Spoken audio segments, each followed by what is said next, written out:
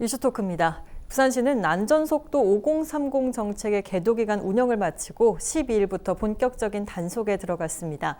계도기간 동안 부산의 교통사고 사망자가 크게 감소하는 등 정책에 효과가 있는 것으로 나타나 기대감이 높아지고 있는데요.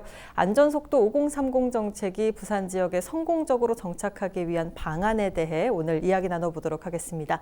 도로교통공단 부산지부 이연호 교수, 영산대학교 드론교통공학과 최영현 교수와 함께합니다. 안녕하십니까? 네, 반갑습니다. 네, 반갑습니다. 오늘은 이 안전속도 5030 정책에 대한 이야기를 좀 나눠보도록 하겠습니다.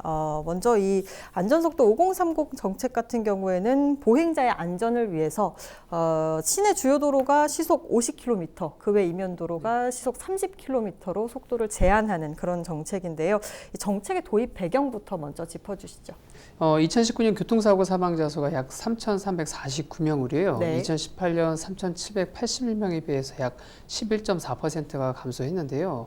하지만 이 보행자 교통사고 사망자 수는 1,302명으로 전체의 38.9%를 지금 차지하고 있습니다. 네네. 그래서 중요한 게 바로 이 보행자 교통사고 사망자 수가 대비가 줄지 않았다는 얘기인데요. 네네. 이 인구 10만 명당 보행자 사망자 수가 약 3.3명이에요. 네. 근데 이게 OECD 평균으로 봤을 때는 거의 3배가 넘는 수치거든요. 네네. OECD 평균이 1.0명으로 돼서는 3배 이상이 지금 되고 있습니다. 그래서 우리나라 교통사고 사망자 수가 70%가 거의 대부분 도심부에서 발생을 하고 있는데 예. 이 특히 도심부 도로가 조금 위험한 부분이 뭐냐면 도로 주변에 이제 건물들이 있다 보니까 이 사각지대가 계속적으로 발생을 하고 있거든요. 네네. 이 사각지대로 인한 보행자가 갑자기 뛰어드는 경우도 있고, 그다음에 도심부보다 보니까 교차로, 횡단보도 이런 것들이 계속 연속적으로 있다 보니까 보행자랑 자동차랑 만나는 경우가 당연히 많아질 수밖에 없는 상황입니다. 예. 그러다 보니까 도심부 사고가 보행자 대 차의 사고가 많아질 수밖에 없는 바로 그런 이유가 되기도 하고요. 예. 그래서 우리는 그 외국 선진국을 보면은 속도도 50km로 지금 하향을 하고 있고요. 그다음에 횡단보도나 교차로 시설물들도 특히 자동차 중심이 아니고 보행자 중심으로 계속적으로 지금 설치를 하고 있거든요. 네네. 그래서 해외 연구를 보면은 시속 60km일 때 자동차랑 보행자가 사고가 났을 때는 보행자가 사망하는 경우 한 10명 중 9명이 사망을 했는데 예. 시속 50km로 약 10km를 줄였을 경우에는 보행자 10명 중에서 5명이 사망하는 거로 지금 연구 결과가 나오고 있거든요. 네네네. 딱 10km를 줄였는데 지금 4명이 더 줄었다는 거는 굉장히 큰 효과가 있지 않나라는 생각이 들어요. 네. 그래서 특히 시속 30km 줄였을 때는 보행자 사망률이 10명 중에서 1명으로 떨어지는 효과를 보고 있습니다. 네. 그래서 그러니까 반드시 좀 필요한 부분이 아닐까 생각이 듭니다. 부산시 같은 경우에는 이 안전속도 5030 정책 도입을 위해서 지난해 11월부터 계도 기간을 거쳐서 지금까지 쭉 시행을 해왔습니다. 12일부터 이제 본격 시행에 들어간 건데요. 전국 최초로 우선 도입을 하게 된 건데 배경이 있을까요? 네, 이제 부산 아시다시피 좀 악명이 좀 높죠. 네네. 이 교통에 대한 부분에서는요. 이 악명이 높은 좀 이유가 있는데 부산이 도로 1km당 자동차 수가 좀 적은 편이에요. 예. 다른 평균 7대 도시에 비해서. 그래서 이런 그 통계를 좀 보면은 도로 1km당 자동차 대수가 431대고 네. 7대 도시 평균이 392대거든요. 그렇게 치면 벌써 한 40대 정도가 많죠. 그렇죠. 그리고 여기다가 또 한 가지가 인구 100명당 도로 길이가 부산이 한 90m 정도 돼요. 네. 근데 7대 도시 평균이 지금 110m고 OECD 국가는 1.3km 정도로 돼요. 그렇다 치면 7대 도시 평균에도 못 미치고 OECD 국가로 따졌을 때는 훨씬 더 못 미치게 되어 있죠. 아하. 그래서 이 부산이 좀 악명이 높은 이유도 실은 도로 길이가 좀 짧고 그다음에 운전 차량도 많은 게 한몫하지 않나라는 생각이 들어요. 그래서 부산이 선택된 것도 있고요. 그다음에 또 한 가지 이유는 뭐냐면은 2018년도에 이제 교통안전공단에서 실시를 했는데 이 시도별 운전 행태 조사를 했는데 그 중에서 부산이 17개 지역 중에서 16위를 차지했어요. 아하. 그래서 밑에서 이제 두 번째 지역이죠. 그렇네요. 네네. 그러다 보니까 이제 부산이 선정했던 그런 이유도 여기 있지 않나라는 생각이 들어요. 네네. 교통사고를 봤을 때도 2018년 부산 교통사고 건수가 약 1만 1,937건이었는데 이중 중상자가 4,548명으로요. 네.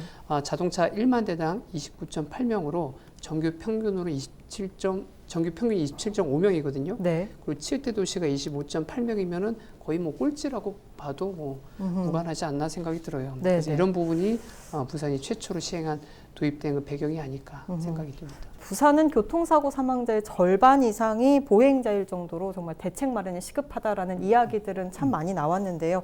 부산의 교통체계 어떻게 보십니까?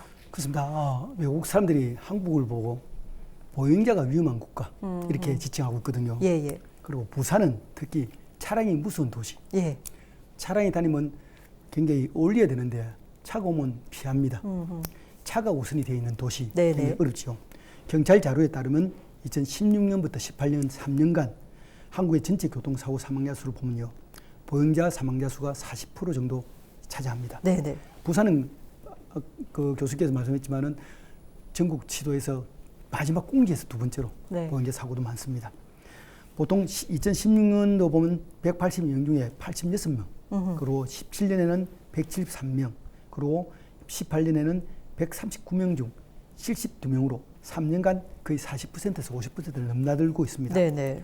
2016년도 OECD 현구의 평균인 19.7%보다는 2배 이상 높은 그런 수치의 사망자 수가 나타나고 있고요. 굉장히 높은 수치군요. 예, 그래서 부산시는 작년 1월 9월에 사람 중심 보행 혁신 그리고 종합 계획을 발표했습니다. 네네. 부산시 1호 정책으로 발표를 하면서 사람 중심의 도시 문화 그리고 걷기 좋은 보행 도시를 만들자는 시정에 모든 역량을 집중하자는 그런 결의가 있습니다. 네네. 부산의 보행 대혁명이라 하지 그죠. 보행이 막히거나 단절되는 구간을 없애자 하는 게 부산시 목표였습니다. 이거를 부산시의 도시를 보면요. 이미 원도심은 이미 이러한 구간이 아주 많기 때문에 네네. 그런 이유입니다. 보행약자 또 계층들이 많지요. 그렇죠. 교통약자는 이제 장애자나 그리고 어린이들에 대한 안전대책이 다른 시도보다 좀 부족하다는 지적도 많습니다. 네. 학교 인근의 스쿨존, 저희 민식이법 발의했지 그죠? 네. 아이들의 보행 자유존을 좀 확대시키자는 그런 의견이 있었고요. 지역별로 특성을 감안해서 최대한 차량 통행을 자제시키고 일방 통행을 하자.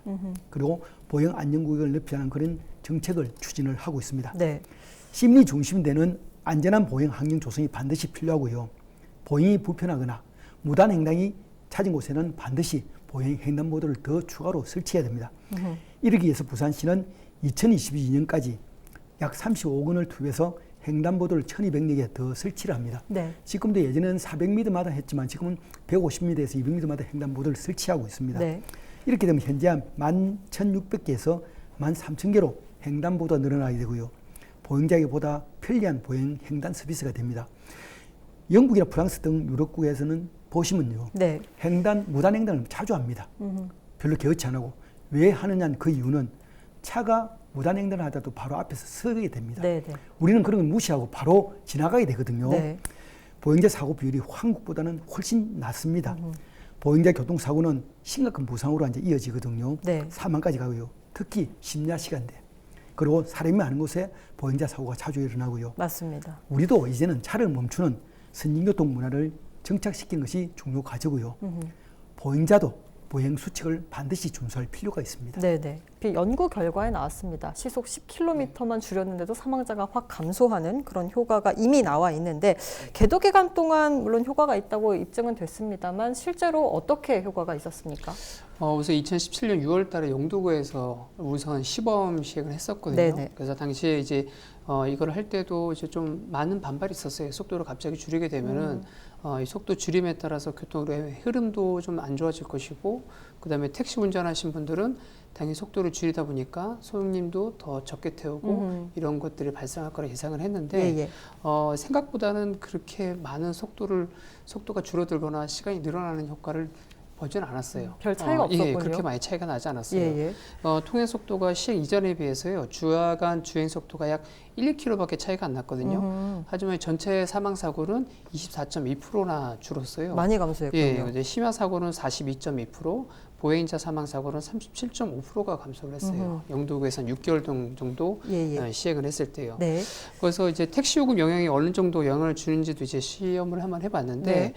시와 운수업계가 함께 이제 시속 60km나 50km 이제 나눠서 세 개 노선을 약 15km 주행을 했거든요. 네네. 그래서 그때 1분에서 3분 정도 차이가 난 거로 확인이 됐고요. 네. 택시 요금에서도 단거리 5km랑 장거리 12km로 나눠서 속도별 택시 요금은 정산을 했는데 네. 8km 주행 시간이 약 1분에 51초 정도 음흠. 차이가 났고 요금은 100원, 106원 정도밖에 차이가 나지 않았어요. 굉장히 근소한 차이군요. 네. 네. 아무래도 도심 지역이다 보니까 뭐 운전하신 분들이 속도를 갑자기 낼 수 있는 구간이 그렇게 많지가 않거든요, 실제로. 네네. 그래서 이게 그렇게 차이가 많이 나지는 않지 않나 생각이 듭니다. 네. 그래서 운행하실 때 뭐 좀 반발하신 분들 꽤 많으신데 네. 생각보다는 속도에 비해서는 그렇게 많이 차이가 없다는 걸 꼭 알아주시면 좋을 것 같아요. 네, 알겠습니다.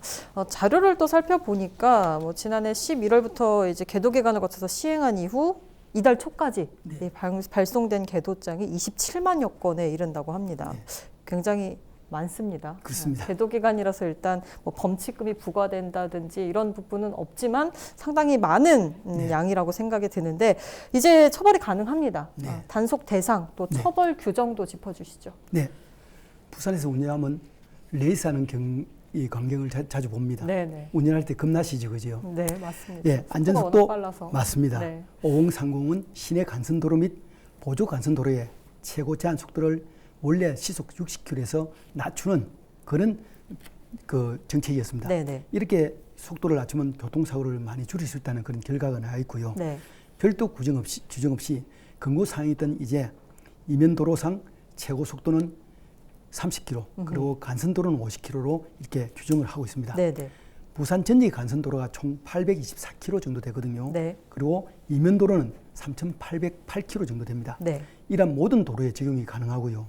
특히 스쿨용과 같은 보호시설, 즉 도로의 속도 위반은 이번부터 민식이법 시행으로 간선도로가 2배 이상의 가중처벌됩니다. 네. 그러나 현재 자동차 전용도로 16곳과 물류도로 47곳은 현재 실시 km에서 8km 그대로 유지합니다. 이렇게 되면 경제적인 면에서는 큰 불편이 없을 것 같고요. 네네. 그대로 경제 활동은 시행됩니다. 네. 그리고 국도 7호선과 35호선, 14호선에서 70km 제한 속도를 두고 있는데 네네. 시내로 들어오면 바로 50km가 됩니다. 네. 그래서 이런 곳에 완충 구간을 두기로 했습니다. 1km 정도를 완충 구간을 두서 약 60km로 이렇게 운행토록 교통안전시설 심의에서 통과를 했고요. 네네. 범칙금 좀 궁금하죠, 그죠? 그렇죠. 이에 따라 초과 속도 20km에는 3만 원 되는데요. 가태료로 넘어가면 4만 원이 되고요. 네네. 20km에서 40km 위반 시에는 6만 원입니다. 가태료가 7만 원이 되고요. 네. 특히 스쿨용 같은 아동보호지역 같은 데는 시속 20km 위반 내에도 2배인 6만 원을 내야 되고요. 네. 20에서 40km 위반 시에는 12만 원으로 2배로 이렇게 튀게 됩니다. 네. 그래서 우리 운전자들은 특히 스쿨용 뭐 가태료가 높지만은 그래도 인명을 상해하지 않는 그런 인식을 가지고 운전해야 될 것으로 보입니다. 맞습니다.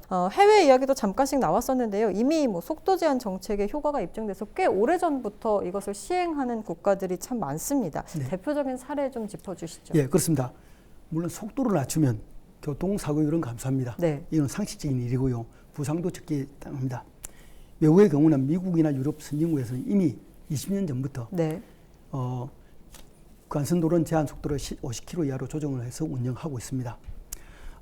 EU 전체 국가를 대상으로 한 연구를 보면요.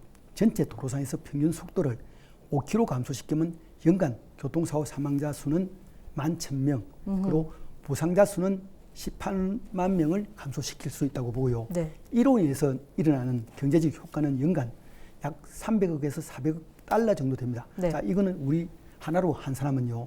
하나로 36조 원에서 48조 원 정도 되거든요. 네네. 부산시 2020년 1년 예산이 얼마인 줄 잘 모르시죠, 그죠? 네. 12조 5천억입니다. 어허. 이것의 3배 정도의 돈을 절감할 수 있습니다. 네. 전체 세계 47개국에서 속도 저감 정책을 시행하고 있고요. 사고 감소 효과도 확인되었고 교통사고 사망자 수가 현재의 적은 OECD 선진국을 도시부 내에 제한 속도 대부분 30에서 50km 정도 되었고요. 네네.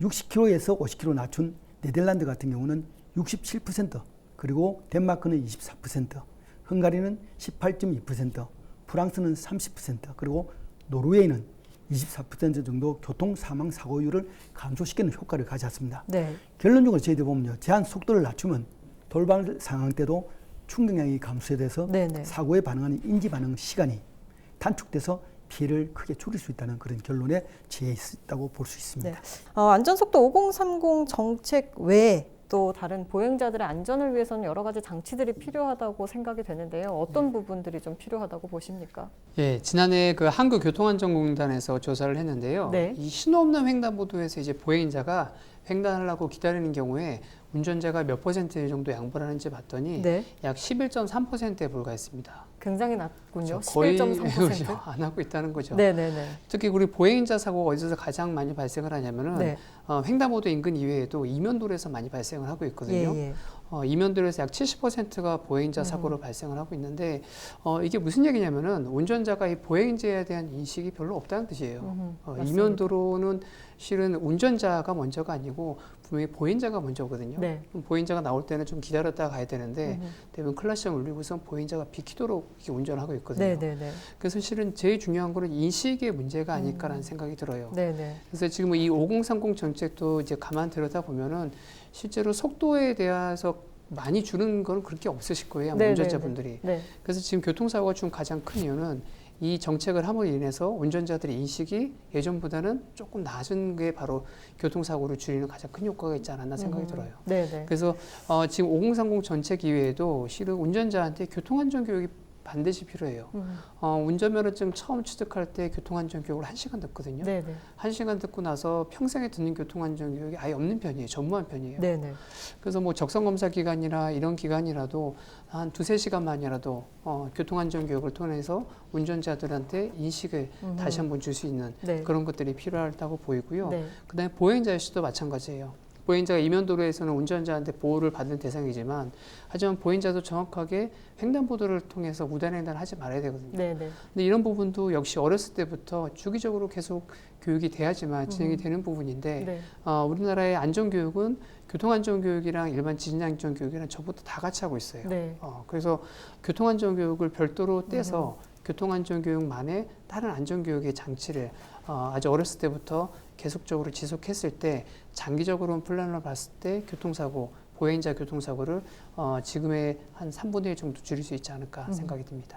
이 안전속도 5030 정책이 물론 계도 기간 6개월이나 시행을 했습니다. 보통은 3개월에 그치는데 이번에 좀 길게 시행을 했습니다만 그래도 정착이 좀 안정적으로 되려면 어떤 노력들이 좀 필요하다고 보십니까? 예, 그렇습니다. 자동차 전용 도로는 그대로 속도를 유지하지만은 시내 주요 도로, 간선 도로는 시속 60km에서 50km, 그리고 이면 도로는 30에서 이렇게 유지되게 됩니다. 네네.